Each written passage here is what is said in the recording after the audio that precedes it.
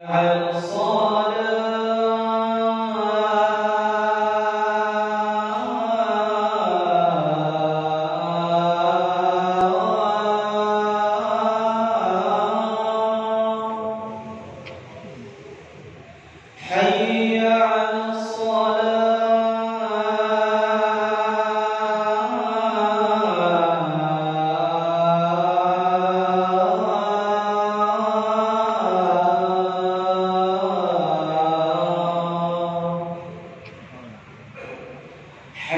حي على حي على حي على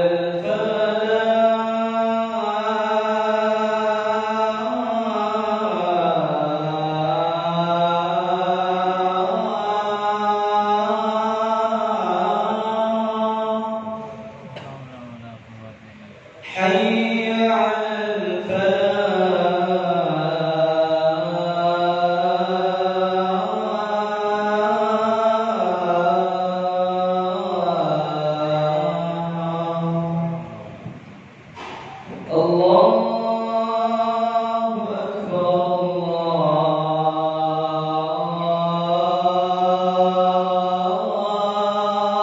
أكبر الله أكبر لا إله إلا الله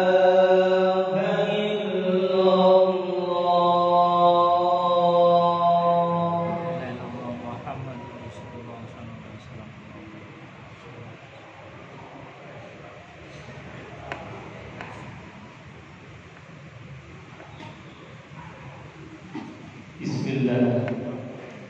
بسم الله الحمد لله الذي أنزل على عبده الكتاب ولم يجعل له عوجا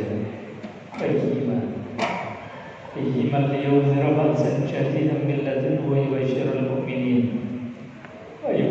المؤمنين الذين يعملون الصالحات أن لهم أجرا حسنا ماكثين فيه أبدا أشهد أن لا إله إلا الله وأشهد أن محمدا عبده ورسوله اللهم صل وسلم على سيدنا محمد وعلى آله وصحبه أجمعين وارض عنا معهم برحمتك يا أرحم الراحمين.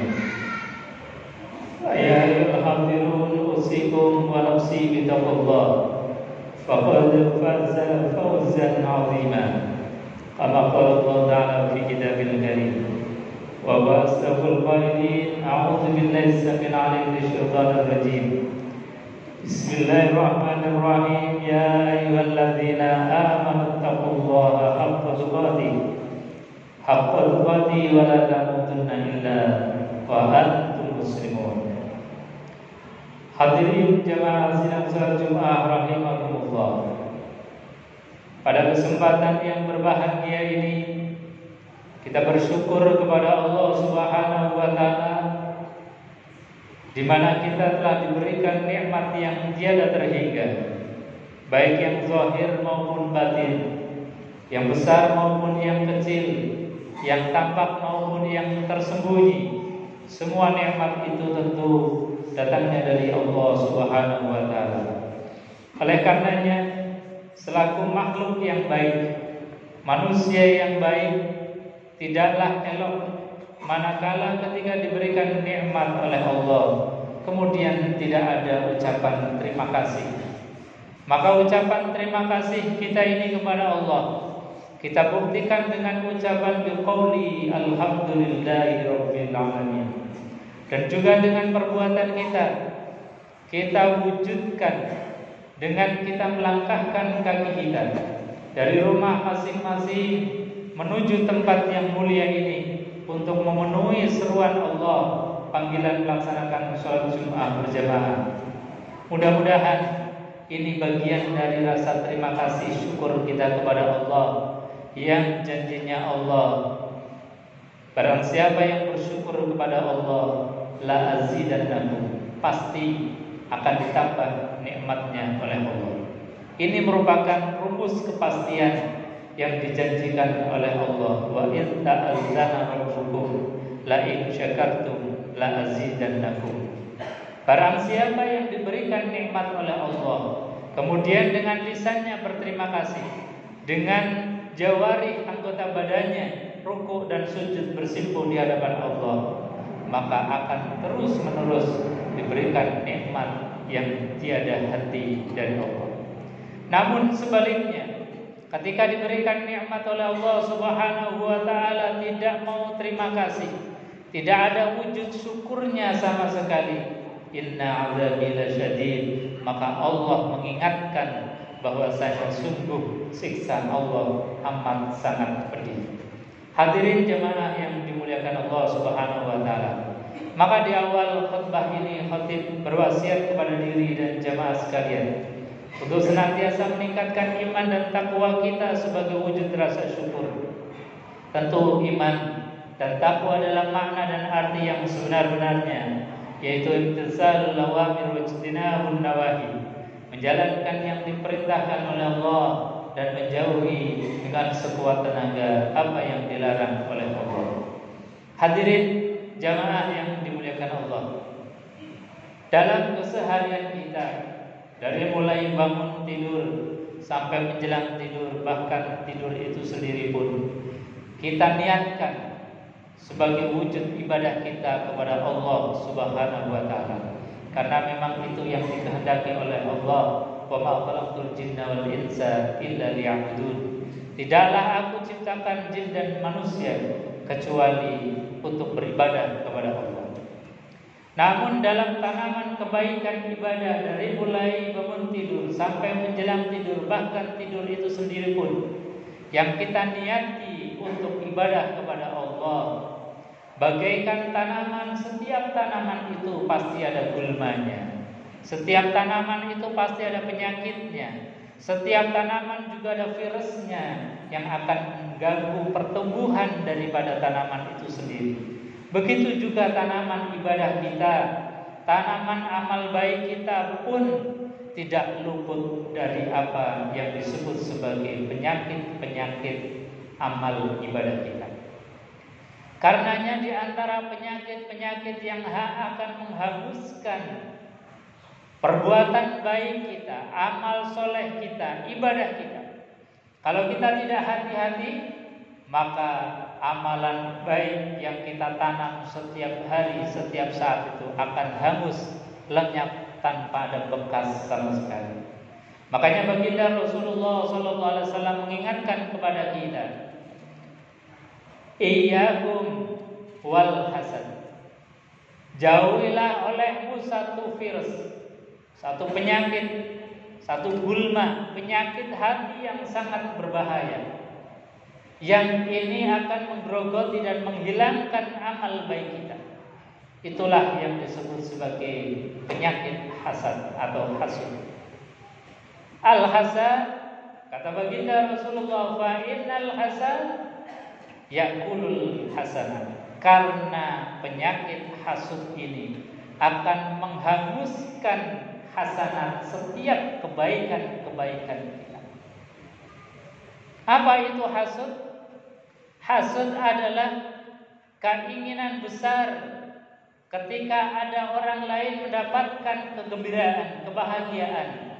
Hati inginnya supaya nikmat yang diberikan Allah kepada saudara kita itu lenyap.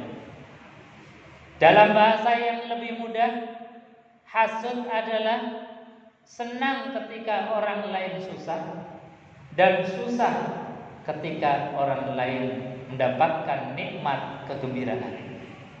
Dan ini penyakit yang sangat berbahaya. Karenanya Rasulullah SAW mengingatkan betul, iyyakum wal hasad, jauhilah olehmu penyakit hasud.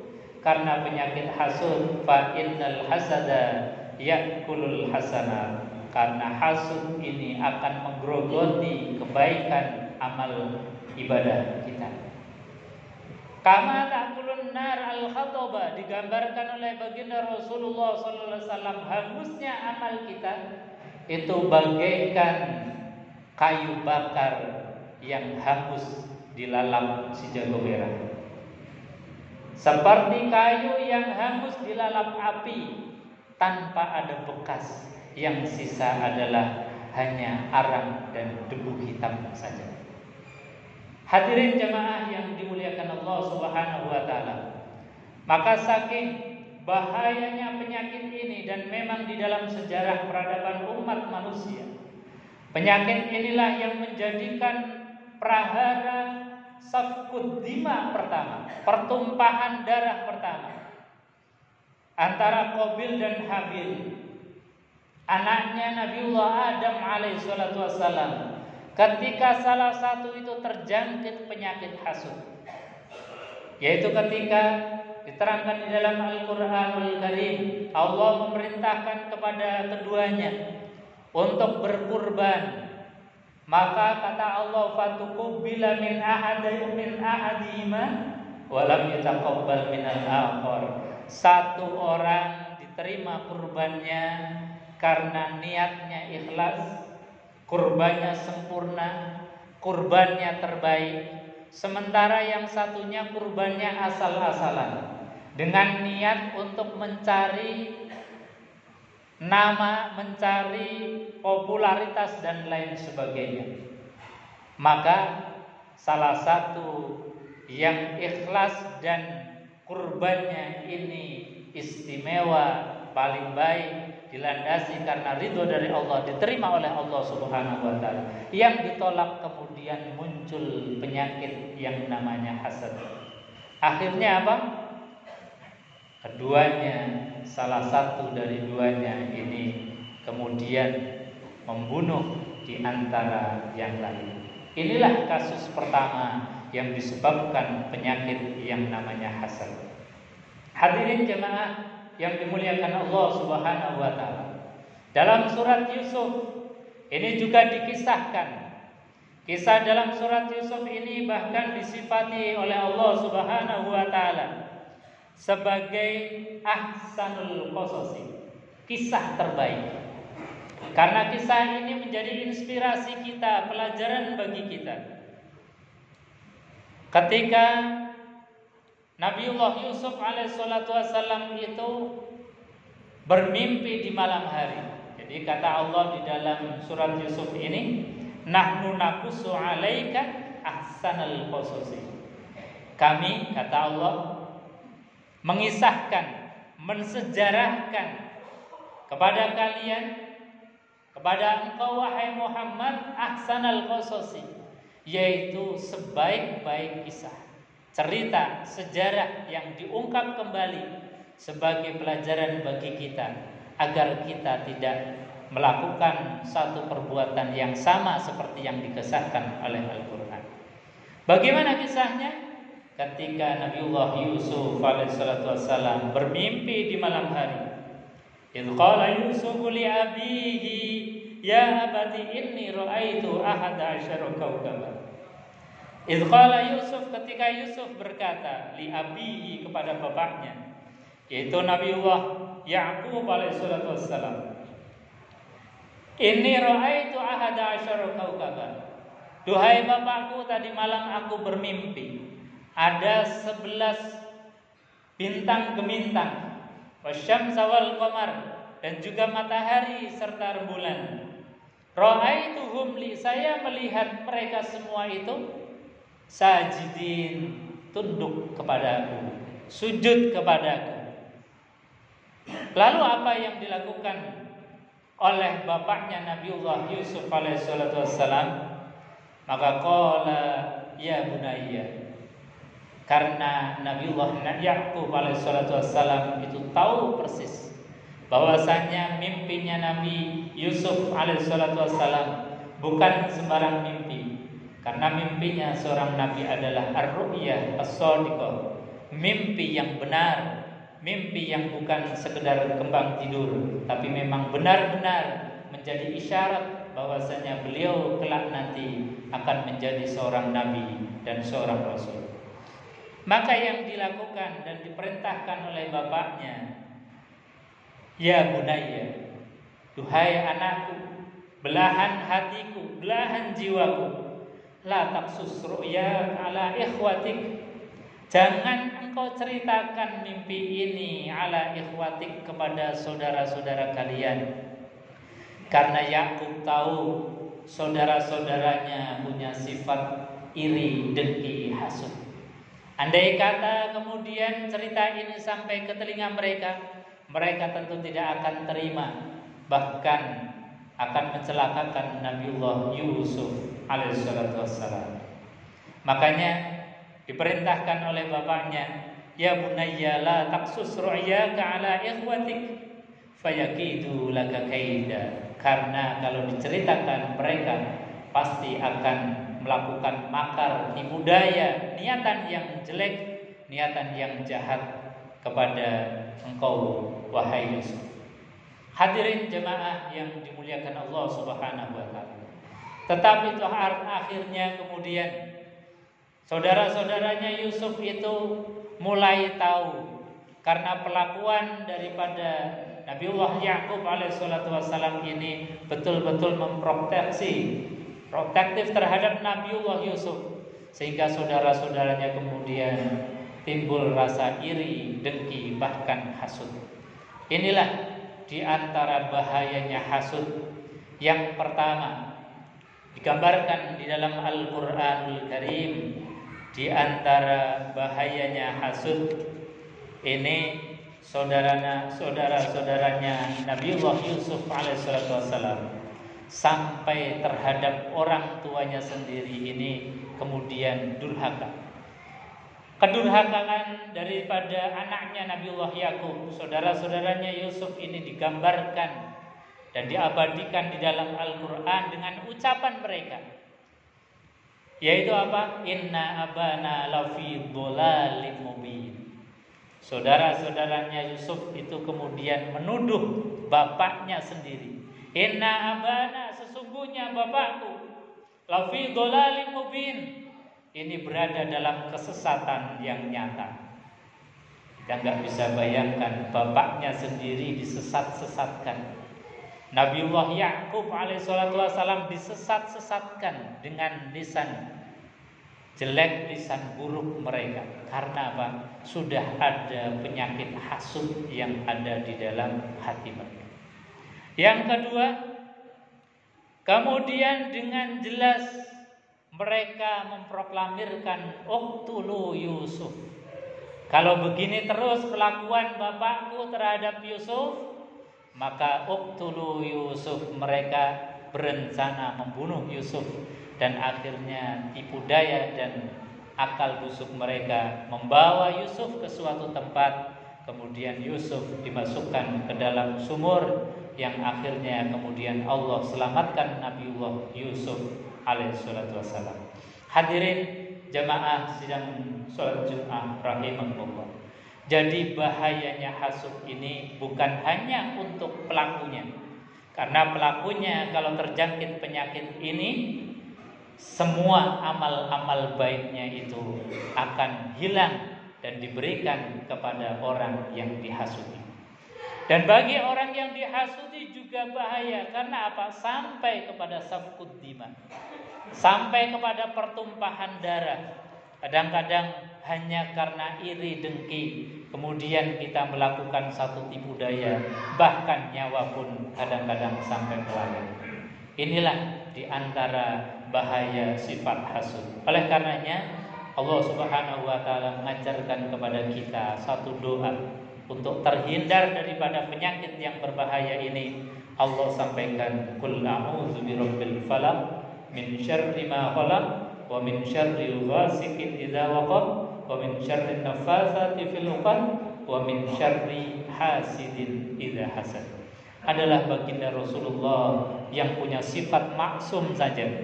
Setiap hendak tidur tidak pernah ditinggalkan daripada surat Ta'awudzatain ini. Jama'a kaffaihi adalah Rasulullah ketika sudah berada di tempat tidur beliau, kemudian mengumpulkan kedua telapak tangannya. Faqara'a suratul Ikhlas wa suratul Ta'awudzatain. Kemudian dibacakan surat Al-Ikhlas, dibacakan qul a'udzu birabbil falaq dan qul a'udzu birabbin nas. Summa nafasa, kemudian ditiupkan telapak tangan beliau. Summa masaha, kemudian diusapkan dari ujung rambut sampai ujung kaki. Ini Rasulullah mengajarkan kepada kita agar kita hatinya terselamatkan daripada sifat yang bahaya, yaitu penyakit hasud. A'udzubillahi minasyaitonir rajim. Bismillahirrahmanirrahim. Wal 'asri innal insana lafi khusrin illa alladziina amanu wa 'amilus shalihat wa tawassaw bil haqqi wa tawassaw bis sabr wa qur rabbi firhamhum wa anta khairur rahimin.